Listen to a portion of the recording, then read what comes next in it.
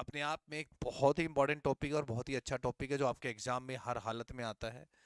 जब हम ऊंचाई तथा दूरी की बात करते हैं तो हमारे सामने कुछ डायग्राम, इस तरीके का एक डायग्राम दिखाई देगा। और उस डायग्राम में दोस्तों, ये वाली जो चीज होती है इसको हाइट कहते हैं, और ये वाला जो कनेक्शन होता है उसको हम बेस कहते हैं, या हम यहाँ से डिस्टेंस निकालते हैं, या हम यहाँ से डिस्टेंस निकालते हैं। क्लियर हो गई बात? या हम यहाँ से डिस्टेंस निकालते हैं। तो आई होप ये चीज़ क्लियर हो गई। अब हम धीरे धीरे इसकी कुछ टाइप की बातों में जानकारी लेंगे। तो हम लोग जब इसमें पढ़ेंगे तो कई टाइप के क्वेश्चंस हम लोगों को यहाँ डिस्कस करने पड़ेंगे। हम बात करते हैं टाइप वन की। हम बात करते हैं टाइप वन की। टाइप वन एक सिंपल टाइप होगी जब आपके पास सिंपल एक ही पोल और एक ही धरती पर एक बिंदु, मतलब जमीन पर एक बिंदु दे रखा होगा और वहां पर कोण आ रहा है। दो तरीके के कोण होंगे, एक एंगल ऑफ एलिवेशन और एक एंगल ऑफ डिप्रेशन होगा। एंगल ऑफ एलिवेशन होता है जब आप नीचे से ऊपर देखते हो, ठीक है। और एंगल ऑफ डिप्रेशन होता है जब आप ऊपर से नीचे देखते हो। दो बातें क्लियर हो गई। एंगल ऑफ एलिवेशन क्लियर हो गया, एंगल ऑफ डिप्रेशन क्लियर हो गया, ठीक है। अब अगर हम बात करें तो यहां थीटा होता है, ठीक है। तो ये हाइट होगी, ये डिस्टेंस होगा, और ये तिर्यक ऊंचाई मतलब स्लांट हाइट के नाम को हम बोलेंगे, ठीक है। अब इसमें तीन बातें हैं जो आपको ध्यान रखनी है। एक तो वैल्यू याद रखिएगा। 10 30 डिग्री की वैल्यू होती है 1/√3। 10 60 डिग्री की वैल्यू होती है √3। और 10 45 डिग्री की वैल्यू होती है 1। क्लियर हो गई बात? 10 45 डिग्री की वैल्यू होती है 1। तो बड़े आराम से सीखिएगा, समझिएगा चीजों को। तो केस वन में अगर ये बात, ये दो बात, बस ये बनेगी। ध्यान से सुनना भाई, रेशो से बनाएंगे बात हम। हमारा जो मेथड रहेगा वो रेशो रहेगा इनको सॉल्व करने का, ठीक है बच्चों। अगर यहां एंगल 30 डिग्री है और यहां पर एंगल 60 डिग्री है और ये 90 है, तो 30 के सामने √3 होता है, 60 के सामने 1 होता है। ऐसा हम सोच लेते हैं, एक गलती कभी मत करना, मेरी आपसे गुजारिश है, बस इतनी ही विनती कर रहा हूं। 30 डिग्री के सामने वैल्यू 1 होती है और 60 डिग्री के सामने √3 होते हैं। और पाइथागोरस लगने के बाद जो वैल्यू बन जाती है वो यहां बन जाती है 2। अब इसी में एक और कनेक्शन है, इसी में एक और बात है। सिमिलैरिटी ऑफ ट्रेंगल की अगर मैं बात करूं, अगर मैं इसको √3 से गुना करा दूं और मैं ये 3 लिख दूं, तो एक को भी मुझे √3 से गुना कराना पड़ेगा, तो ये √3 हो जाएगा और ये 2 √3 हो जाएगा। मेरा मतलब ये है, अगर आपको कभी एग्जाम के अंदर 30 डिग्री के सामने √3 दिखाई देगा तो 60 के सामने 3 आएगा, ये कंफर्म है। तो 60 के सामने जो आएगा वो क्या आएगा? 3 आएगा, ये कंफर्म है।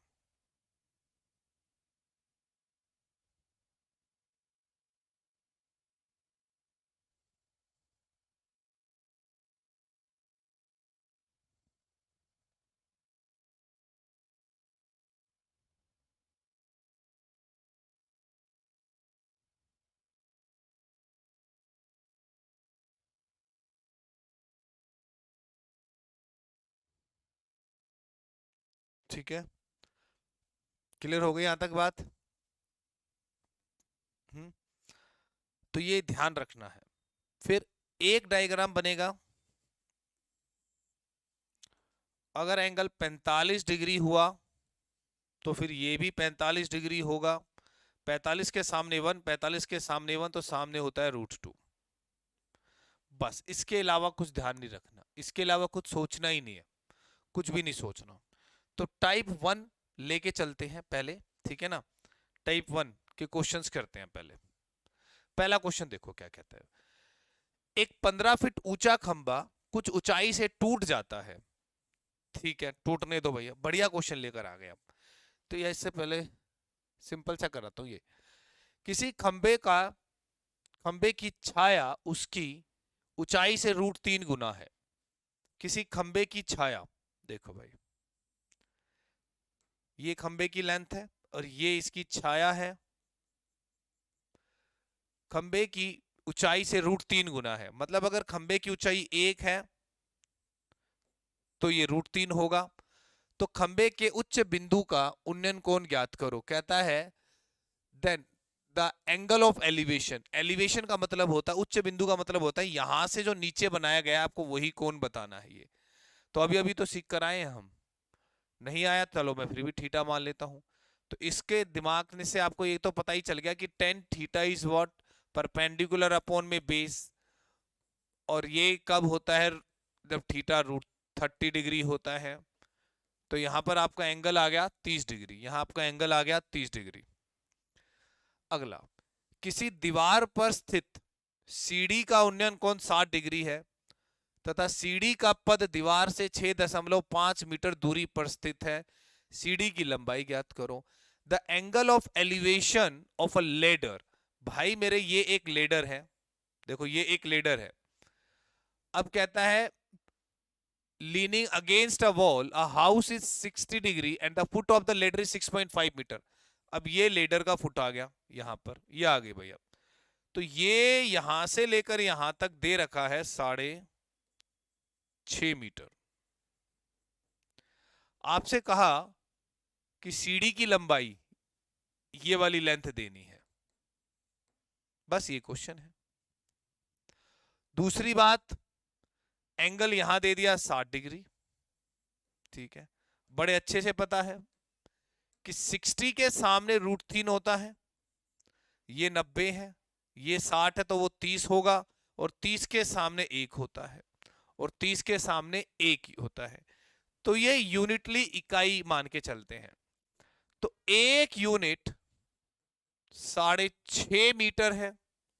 मुझे निकालना है, ये √3 है, ये 1 है तो ये 2 हो जाएगा। तो 2 यूनिट 6.5 गुना में 2 15, 6.5 गुना में 2 15। तो ये कितना हो जाएगा, 15 मीटर हो जाएगा।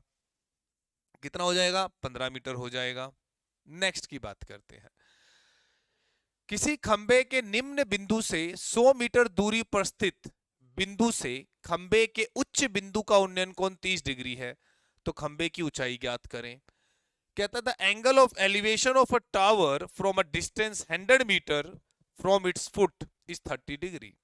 ठीक है, ये 30 डिग्री दे दिया। 100 मीटर की दूरी पर ये 100 मीटर दे दिया। हाइट बतानी है भाई, ये बतानी है, बहुत अच्छे से जानते हैं। 30 के सामने 1 होता है और 60 के सामने √3 होता है। तो दोस्तों √3 यूनिट दे रखी है 100, तो एक यूनिट आ जाएगा 100 बटे में √3, और आपका यही जवाब, और आपका यही जवाब है। तो मैं प्रॉपर प्रैक्टिस करा रहा हूं, इससे ज्यादा पढ़ने की जरूरत नहीं पड़ेगी। आ जाते हैं पहले क्वेश्चन पे।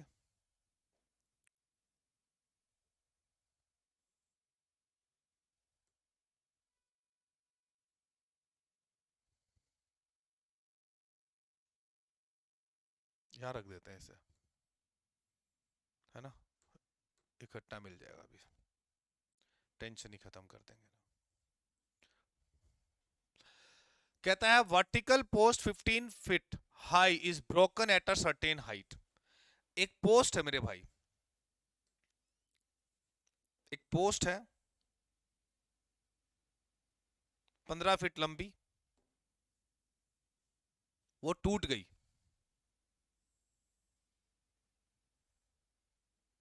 यहां से कोई हिस्सा टूट के जमीन पे गिर गया।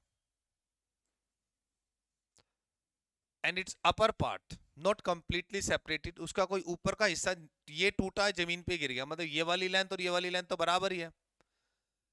Meet the ground at an angle of 30 degree, और ये एंगल बना दिया 30 डिग्री का। Find the height at which the post is broken, कहता है किस हाइट से पोस्ट ब्रोकन हुई है, आपको ये निकालना, तो ये आपका क्वेश्चन मार्क है, ये आपको निकालनी है। कंप्लीट हाइट 15 फीट दे रखी है, टेंशन खत्म रखना, इजी क्वेश्चन है। 30 डिग्री के सामने एक होता है, 60 के सामने √3 होता है, एक और √3 से ये 2 बनता है, ये 2 यूनिट है तो ऊपर वाली लेंथ भी 2 यूनिट होगी।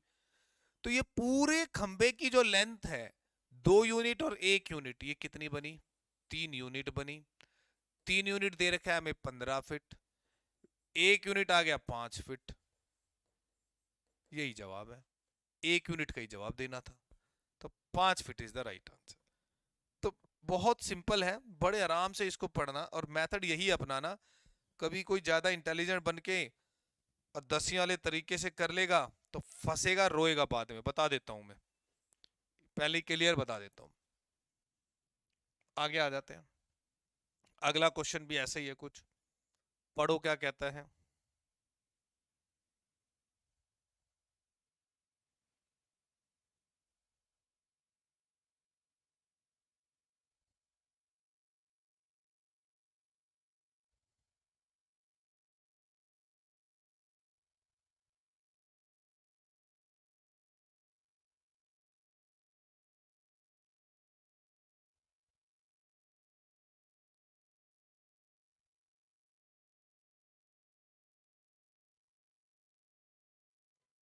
ठीक है, a straight tree break due to storm and the broken part bent so that the top of the tree touches the ground, making an angle of 30 degree with the ground. The distance from the foot of the tree to the point where the top touches the ground is 10 meter. Find the total height of the tree. कहता है कि दोस्त एक एक पेड़ है, एक पेड़ है, तूफान की वजह से वो टूट जाता है। एक पेड़ तूफान की वजह से टूट जाता है, ठीक है, एक पेड़ तूफान की वजह से टूट जाता है, उसका कुछ भाग ऊपर से, और उसका कुछ भाग जब टूटता है तो फिर वो जमीन पे लगता है, और जब वो भाग जमीन पे लगता है तो जमीन पर कोण बनाता है 30 डिग्री का। और वो ये भी कहता है कि 10 मीटर, मतलब ये 10 मीटर, मतलब ये कितने मीटर पे जाके अटकता है? 10 मीटर पे। तो आपको हाइट बतानी है पूरे पेड़ की, ठीक है। मैं जानता हूं बहुत अच्छे से, 30 डिग्री के सामने एक होता है, 60 यहां बनेगा तो सामने √3 बनेगा, एक और √3 है तो ये 2 बनेगा, ये 2 है तो फिर ये भी 2 होगा, क्योंकि ये दोनों तो हिस्से बराबर है। मतलब हमारा आंसर जो हमें देना है वो 3 यूनिट का देना है।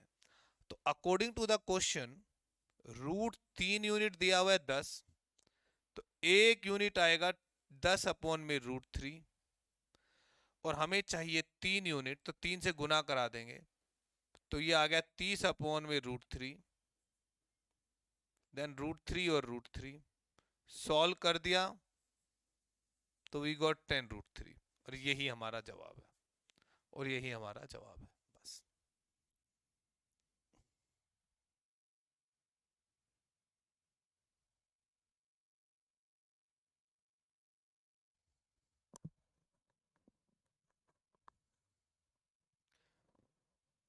ठीक है, यही हमारा आंसर आ गया। चलिए नेक्स्ट की बात करते हैं। अब ये टाइप 1 थी, टाइप 1 में ऐसे ही क्वेश्चन बनते हैं। अब हमारे पास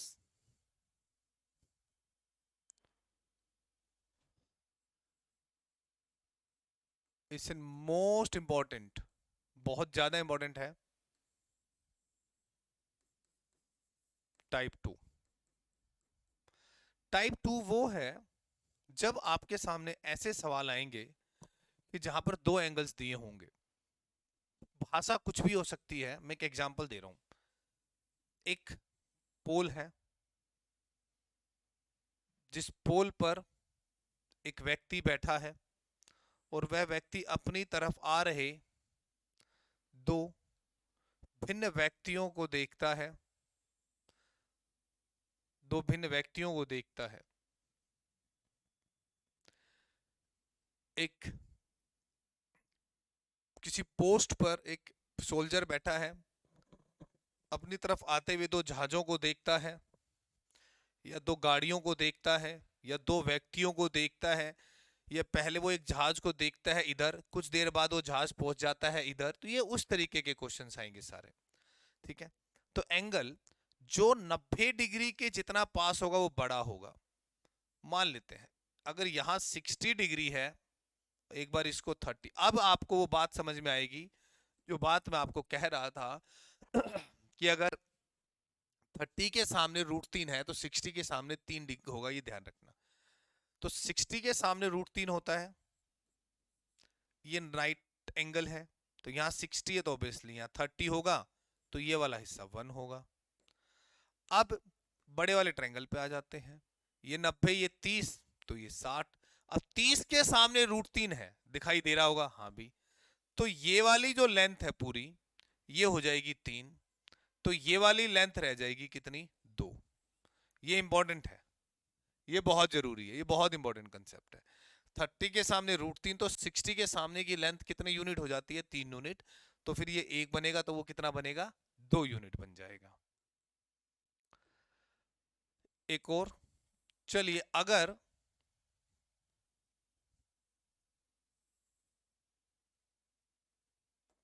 ये 45 डिग्री हो और ये 30 डिग्री हो, भाई 45 और 30 पे बात बनती है। तो 45 में क्या है खास, ये 45 तो ये भी 45, तो 45 के सामने 1 और ये भी 1 होता है। यस। अब 30 के सामने अगर 1 दे दिया जाए, 30 के सामने अगर 1 दे दिया जाए तो 60 के सामने वाली वैल्यू √3 होती है। अब ये 1 पूरी √3, तो ये वाला हिस्सा √3 -1 यूनिट बनेगा, तो ये वाला हिस्सा √3 -1 यूनिट बनेगा। आप कहोगे यस सर, ये तो बात बिल्कुल समझ में आ गई। एक और डायग्राम बनेगा कि अगर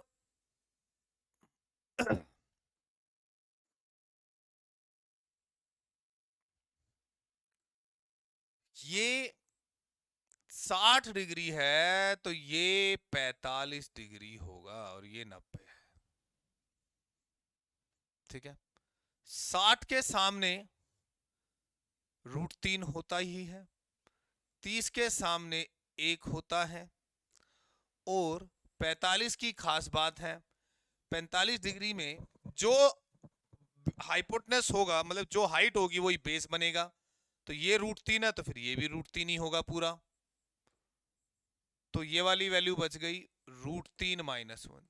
ये 3 डायग्राम बहुत काम के हैं आपके लिए, बहुत ज्यादा इंपॉर्टेंट है, बहुत ज्यादा।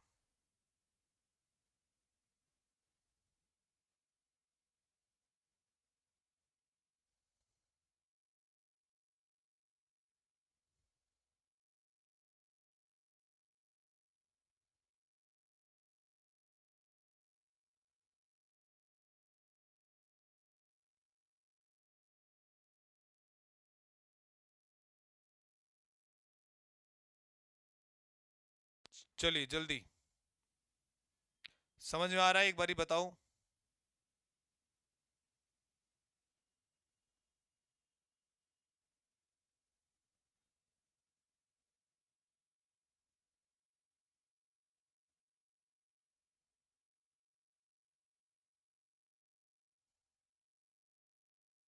चलें, चलिए क्वेश्चन देखेंगे, ज्यादा इंपैक्ट पड़ेगा, इजी है।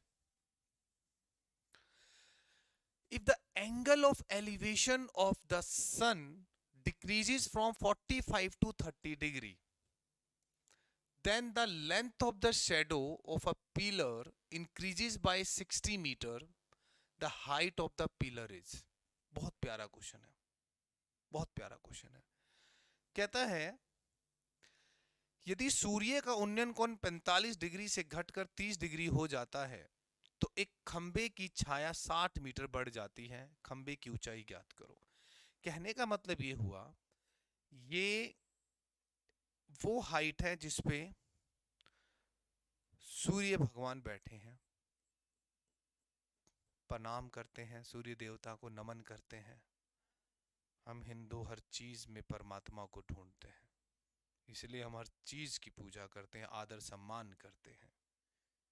चलिए, तो यदि सूर्य का उन्नयन कोण 45 डिग्री, ये रहा 45 डिग्री से घटकर 30 डिग्री हो जाएगा, तो यहीं जाएगा वो। मैंने एक बात ऑलरेडी बता दी थी, 90 के करीब जो एंगल होगा वो बड़ा होगा और 90 के दूर जो एंगल होगा वो छोटा होगा। तो एक खंबे की छाया 60 मीटर बढ़ जाती है, बढ़ गई ना छाया, तो छाया 60 मीटर बढ़ गई, मतलब जितनी पहले थी उससे ये छाया 60 मीटर बढ़ गई।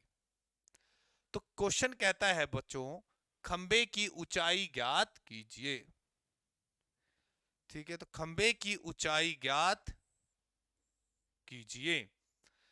तो भैया जी, इसका प्रिंट फॉर्म भी भेज दिया मैंने आज अभी अपलोड कराऊंगा, वो भी मिल जाएगा आपको। ठीक है, तो अब ऊंचाई निकाल लेते हैं, कुछ बड़ी बात तो है नहीं।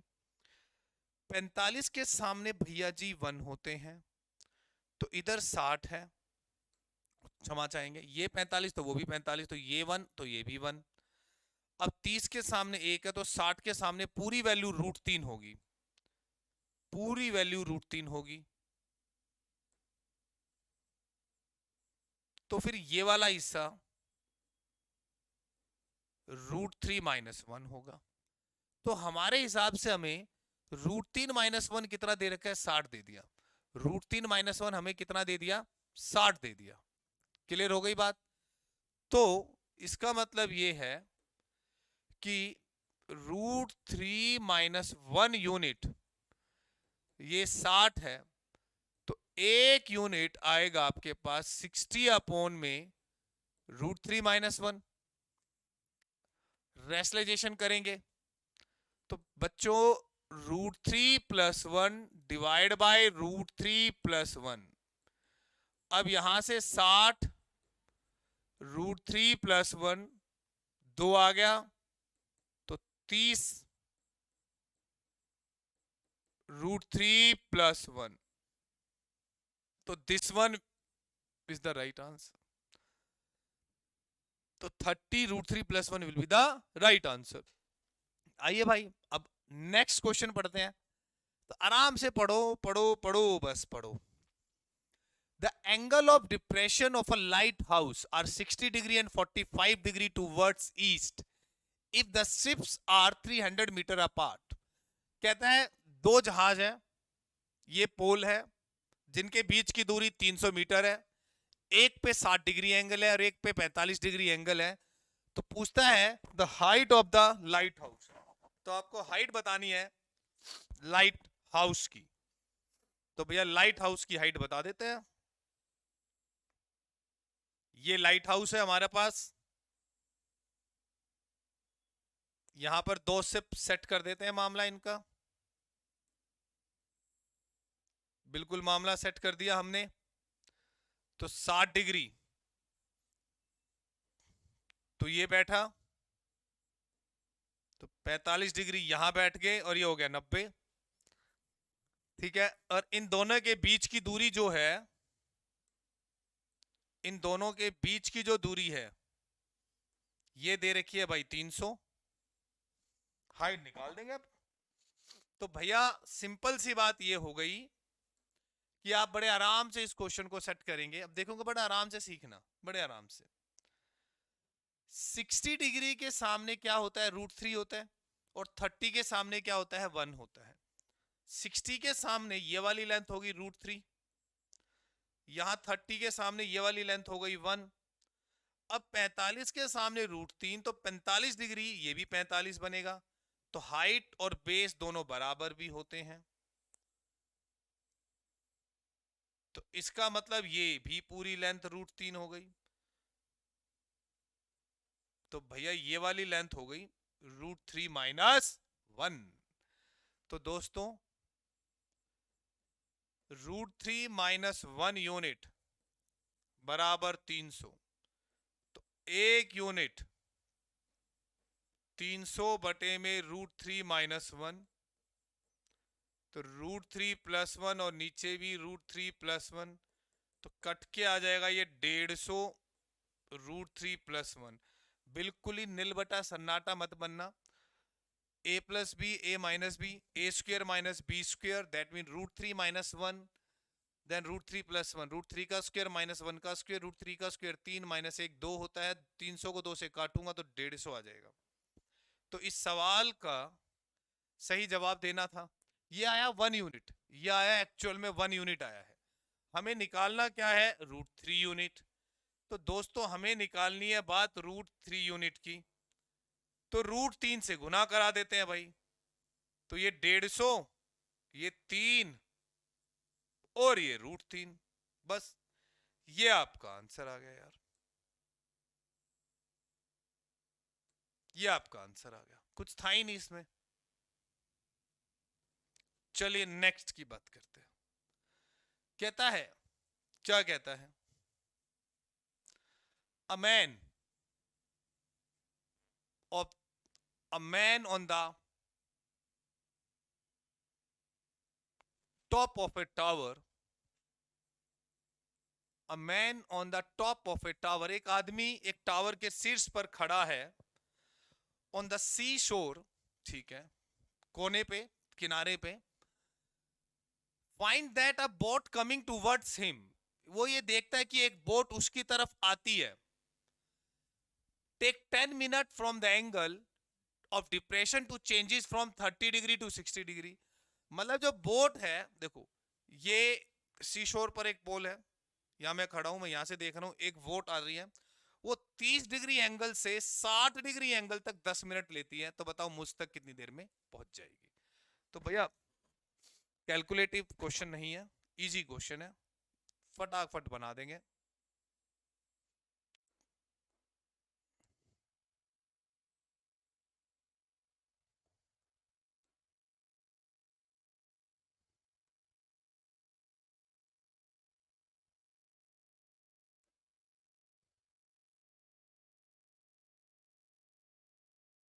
बे बन जा, चलो छोड़ो यार, भाई समझ जाना, ठीक है। तो वो कहता है कि एंगल 30 डिग्री था, और 30 डिग्री से 60 डिग्री होने में उसको लगे 10 मिनट, टाइम दे रखा है। तो वो ये पूछता है how soon the boat reach the sea shore, तो बोट जो है वो यहां तक कितनी देर में पहुंच जाएगी। बहुत सिंपल सा, बहुत सिंपल सा क्वेश्चन है, बहुत सिंपल सा क्वेश्चन है, इससे ज्यादा सिंपल नहीं है, कोई क्वेश्चन ही नहीं हो सकता। रिपीट, इसमें रिपीट की कोई बात ही नहीं थी यार, क्वेश्चन ही इतना सिंपल था। मुझे तो नहीं लगता शर्मा जी। 60 डिग्री के सामने √3 है, हमें पता है, तो 30 के सामने 1 होगा, और 45 डिग्री के सामने √3 है, तो इस 45 के सामने भी √3 आएगा। ये 1 है, तो सर ये √3 - 1 है, तो √3 - 1 यूनिट दे रखा है हमें 300 मीटर। तो एक यूनिट के लिए 300 बटे में √3 - 1, उसका हर का परिमेयकरण करके सोल्व कर दिया, बस √3 से फिर गुना करा दिया अंदर। तो इसका तो बहुत आसान है। अब कहता है, तो नाव समुद्र के किनारे कितनी देर में आ जाएगी, तो नाव समुद्र के किनारे कितनी देर में, लॉजिक सुनना, उसने ये नहीं पूछा शुरू से कितनी देर में आ जाएगी, उसने पूछा है अब नाव 30-60 डिग्री एंगल तक तो पहुंच ही चुकी है, तो अब किनारे तक कितनी देर में आएगी। तो देखो भैया 60 के सामने होता है √3, 30 के सामने होता है 1, और अगर 30 के सामने √3 है तो 60 के सामने ये पूरी लेंथ हो जाती है 3, ये 1 है तो ये 2, 2 यूनिट 10 मिनट है, तो मेरे दोस्तों 1 यूनिट हो जाएगी 5 मिनट। बस, तो इस सवाल का सही जवाब आया 5 मिनट। तो इस सवाल का सही जवाब आया 5 मिनट। तो इस सवाल का सही जवाब आया 5 मिनट।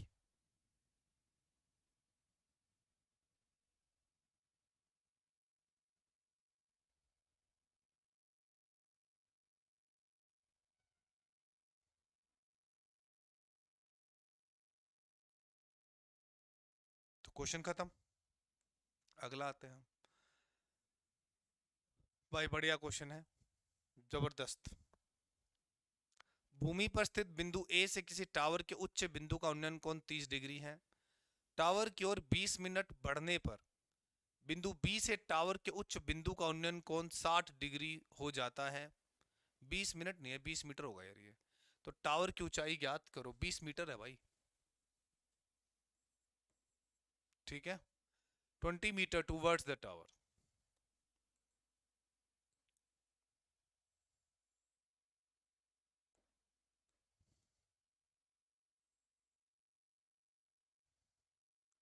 तो एंगल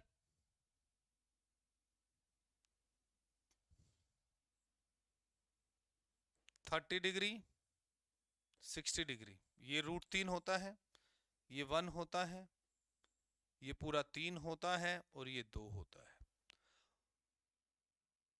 साफ बोल रहे हैं। On moving a distance of 20 meter towards the foot of the tower, towards the foot of the tower, मतलब फुट ऑफ द टावर ये बैठा, इधर आता है वो 20 मीटर। तो प्यारे बच्चों 2 यूनिट बराबर दे रखा है 20, तो 1 यूनिट आ गया 10। हाइट है मेरे पास √3 यूनिट, तो ये 10 √3 भी आंसर आ सकता है, या वो √3 की वैल्यू भी देकर कभी कभी चकमा दे देगा, तो 17.32 मीटर भी आपका आंसर मिल सकता है। 17.32 भी मीटर आपका आंसर मिल सकता है। तो क्लियर हो रहा है यहां तक? समझ आई सारी बातें? नेक्स्ट, ठीक है, ये भी बहुत अच्छा क्वेश्चन है। क्या कहता है देखो, आप the point on a horizontal line through the base of A mountain, the angle of elevation of the top of the mountain is found to be such that its tangent is 1/5। मतलब यहां पर आपको उसने ये दे दिया कि भाई किसी स्मारक से कुछ दूरी पर स्थित एक बिंदु से स्मारक के उच्च बिंदु का टेंजेंट 1/5 है। स्मारक की ओर 138 मीटर चलने पर स्मारक के उच्च बिंदु का सीकेंट दे दिया। देखो डायग्राम वही है,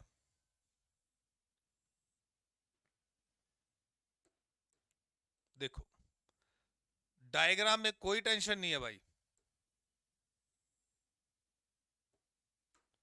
अब यहां पे मान लो मैंने थीटा मान लिया, और यहां मैंने मान लो अल्फा दे दिया, क्या उससे मतलब ऐसा कुछ है नहीं, सेकेंड दे रखा है उसने, ठीक है, सेकेंड थीटा ही दे रखा है जो भी मान लो, और एंगल भी है जो भी है। स्मारक की ऊंचाई आपको हाइट ज्ञात यहां से ज्ञात करनी है, हाइट ये निकालनी है। यार एक छोटी सी लाइन को समझना, एग्जामिनर ने जब आप थीटा सीकेंट ही दे दिया, पहले पे तो उसने टेंजेंट दिया, मतलब टेन थीटा दे दिया आपको 1/5। कहता पीछे आने पर जो सीकेंट थीटा दिया वो 1/√193 और डिवाइड बाय 12 दे दिया। अब यहां पर आपको एक बात थोड़ी सी जज करनी पड़ेगी। क्या कहता है, पूरा पढ़ते हैं दोबारा। किसी स्मारक से कुछ दूरी पर स्थित एक बिंदु से स्मारक के उच्च बिंदु का उन्नयन कोण 1/5 है। स्मारक की ओर 138 मीटर चलने पर मैं स्मारक की ओर 138 मीटर यहां से चला, यहां से मैं 138 मीटर चला यहां से। अगर मैं इसको, चलो मैं इसको थीटा मानता हूं और इसको मैं अल्फा मानता हूं, ठीक है, तो 10 थीटा दे दिया और इसको हम अल्फा ही कर लेते हैं, चलो। और ये हमें सीकेंट अल्फा दे दिया। अब मेरे ख्याल से तुम्हारे को ज्यादा जस्टिफाई हो जाएगा। आप कहोगे हाँ सर। आराम से सुनना। सीकेंट अल्फा, इधर आ जाता हूं मैं एक बारी।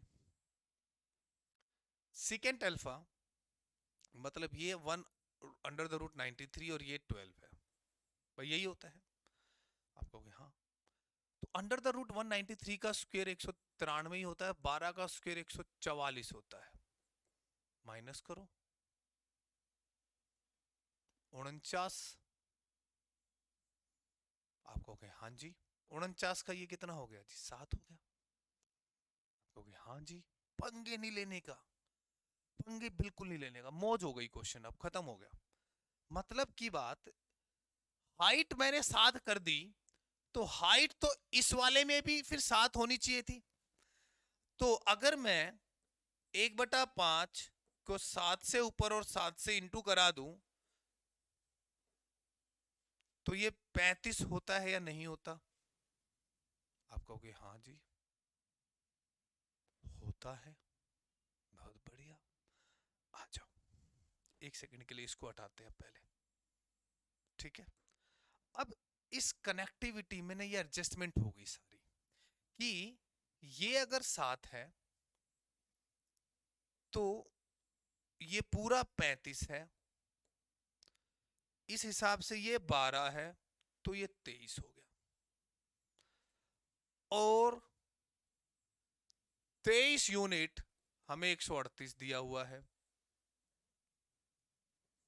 तो एक यूनिट 6×18 6×12 और 1 13, ये आ गया आंसर। हाइट बतानी है तो 7 यूनिट, 6×7 42।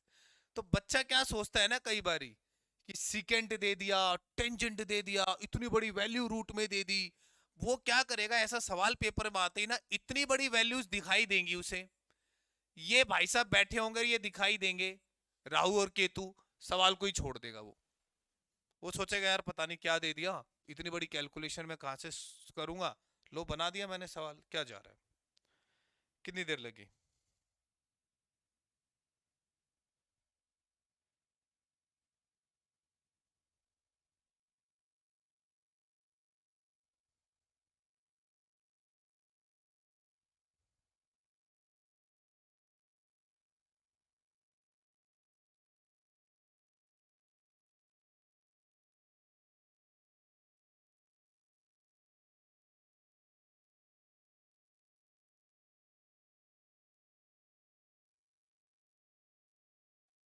क्लियर? मस्त क्वेश्चन था ना। चलो, the shadow of a tower becomes 60 meter longer when the altitude of the sun changes from 45 degree to 30 degree, the height of the tower. I think we will did this question, no?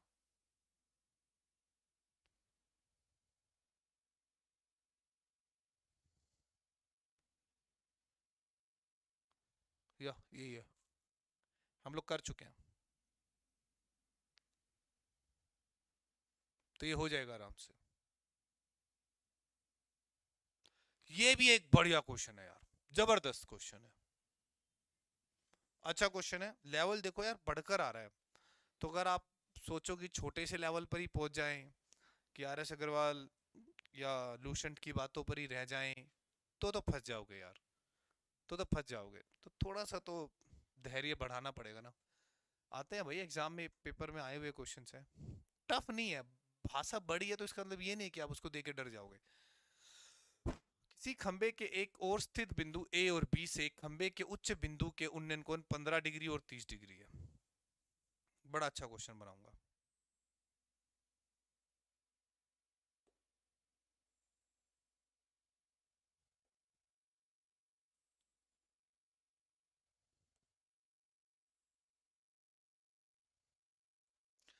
कहता है 15 degree 30 degree, 15 degree 30 degree, यदि बिंदु ए तथा B खंबे की एक और स्थित हो, ठीक है,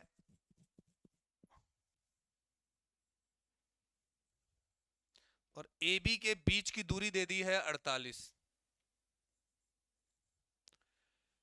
तो कहता है भाई खंबे की ऊंचाई बतानी है। तो ना थोड़ा सा धैर्य रखना, 15 डिग्री एंगल पे मत फंसना, 15 डिग्री एंगल पे मत फंसना, ठीक है, 15 डिग्री एंगल पे मत फंसना। कोई भी ले लो, सारी बुक एक जैसी है मार्केट की, सब में पीवाई क्यों है, प्रीवियस ईयर क्वेश्चन ही है। देखो बड़े ध्यान से सुनना, करना क्या है यार, ये 30 है ना, तो ये एक त्रिभुज है, और ये त्रिभुज का बाह्य कोण है। त्रिभुज का एक्सटीरियर एंगल अंततः दो विपरीत कोणों के जोड़ के बराबर होता है।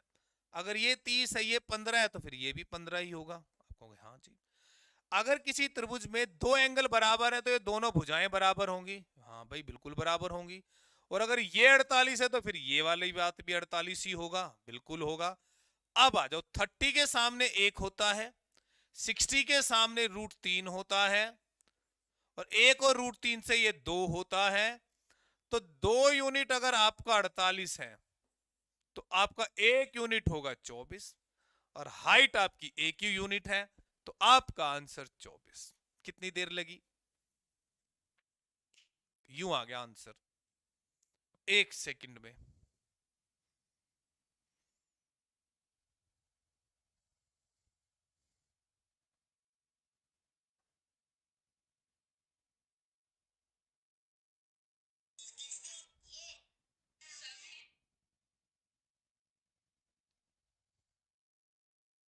तो बताओ, चलिए।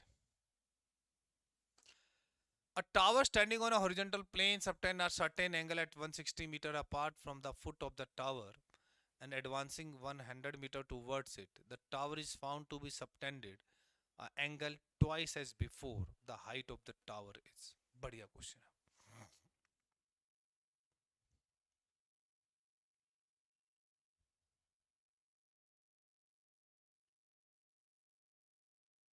शर्मा जी आप एक्स्ट्रा इंटेलिजेंट बच्चे हैं, एक्स्ट्रा ऑर्डिनरी हैं, तो उसमें तो मैं कुछ कर ही नहीं पाऊंगा।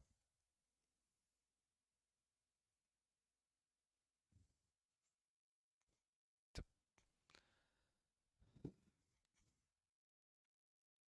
7 हाइपोटेनस आया अंग्रेज, चाटा लगेगा ना खींच के कनपट्टी पे, जब सब कुछ सही हो जाएगा। जब मैं सीकेंट ये लगाया, पाइथागोरस वाली प्रमेय लगाकर, ये हाइट 7 आ गई या नहीं आ गई? अकल लग गई ठिकाने। तो 10 क्या होता है? परपेंडिकुलर अपॉन बेस होता है, इसलिए मैंने ऊपर नीचे 7 से गुना करा कर 7 और 35 कर दिया। तो अब दोनों ट्रायंगल को मर्ज करके एक ही ट्रायंगल में सेट कर दिया। क्या पेपर पास करोगे तुम? और तुम्हारे लेवल इतने ज्यादा बढ़ चुके हैं इस समय कि पेपर खतरनाक कंडीशन पर घूमता है आपका। तो गुजारिश है आपसे, पढ़ लीजिए। चलिए, ये आप सभी का होमवर्क होगा। Next question most important question है, मोस्ट इंपॉर्टेंट क्वेश्चन, और कई बार ये सवाल पेपर में देखा गया है। कहता है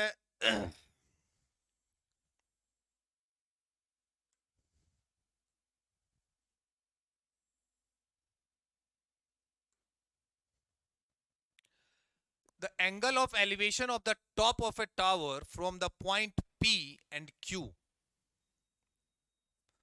from the point P and Q at a distance of A, तो ये डिस्टेंस A है और ये डिस्टेंस B है, respectively from the base of the tower and in the same straight line with it are complementary। जो angles हैं वो पूरक कोण है। अगर ये थीटा है तो ये वाला कोण होगा 90 डिग्री माइनस थीटा, और हमें हाइट बतानी है। Find the height of the tower. सीधा फॉर्मूला याद रखना है इस क्वेश्चन को, तो √AB है, डायरेक्ट आंसर है। बट स्टिल मैं आपको बताऊंगा।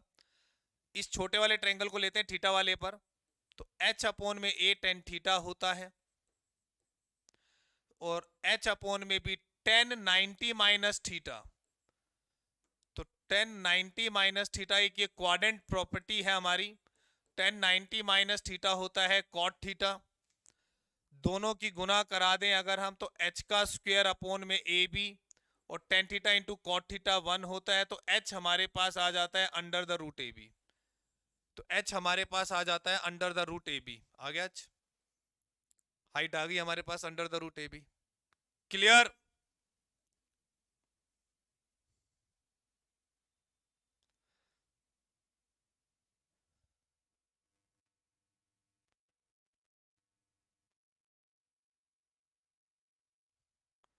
अब हम लोग बात करेंगे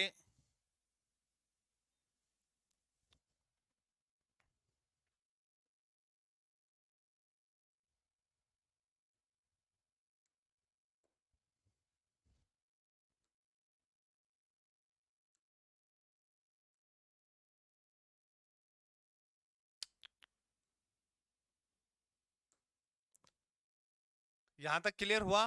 तो आज हमने एक तो फर्स्ट पार्ट पढ़ा, एक सेकंड पार्ट पढ़ा।